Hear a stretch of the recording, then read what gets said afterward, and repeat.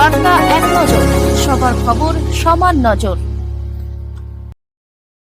স্বাদ আছে সাধ্য নেই, স্বপ্ন পূরণ করলেন থানার ভারপ্রাপ্ত আধিকারিক।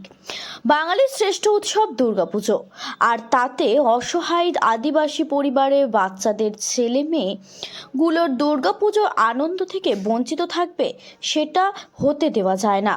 ওদের পরিচয়, ওরা সবাই হুগলির বলাগড় থানার অন্তর্গত নাটাগড়ের, যেটি হীরার পাঠশালা বলে খ্যাত, তার ছাত্রছাত্রী। দিন আনা খেটে খাওয়া আদিবাসী সম্প্রদায়ের দরিদ্র পরিবারের এই ছেলে মেয়েদের জন্য বলাগড় থানার ভারপ্রাপ্ত আধিকারিক সোমদেব পাত্র মহানবমীর দুপুরে তাদের স্বপ্ন পূরণকে বাস্তবে রূপ দিলেন। এদিন তিনি এবং হুগলি গ্রামের জেলা পুলিশের ডিএসপি ক্রাইম অভিজিৎ সিনহা মহাপাত্র সকালে পৌঁছে যান হীরার পাঠশালায়, যার সাথে যায় একটি যাত্রীবাহী বাস। আর তাতে করেই পাঠশালার ৩১ জন আদিবাসী সম্প্রদায়ের শিশু ও তাদের মোট ১৯ জন অভিভাবককে নিয়ে বাসটি সোজা রওনা হয় জিরাটের উদ্দেশ্যে।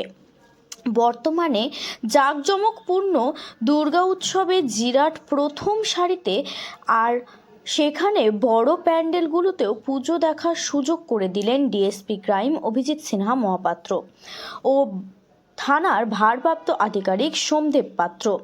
শুধু সুযোগ নয়, শিশুদের সঙ্গী ছিলেন ২ পুলিশ আধিকারিক।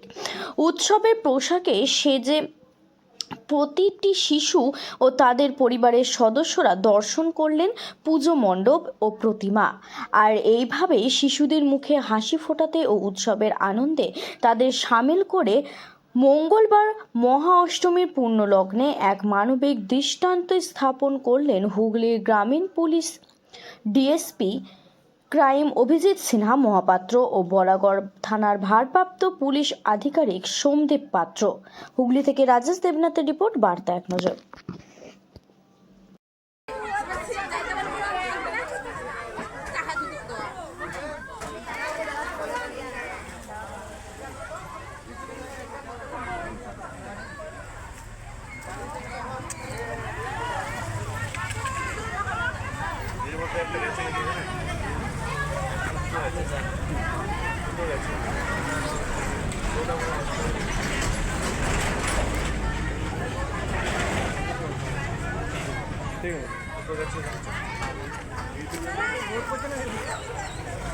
গরম হয়ে যাচ্ছে, এটা ফেলে যাচ্ছে।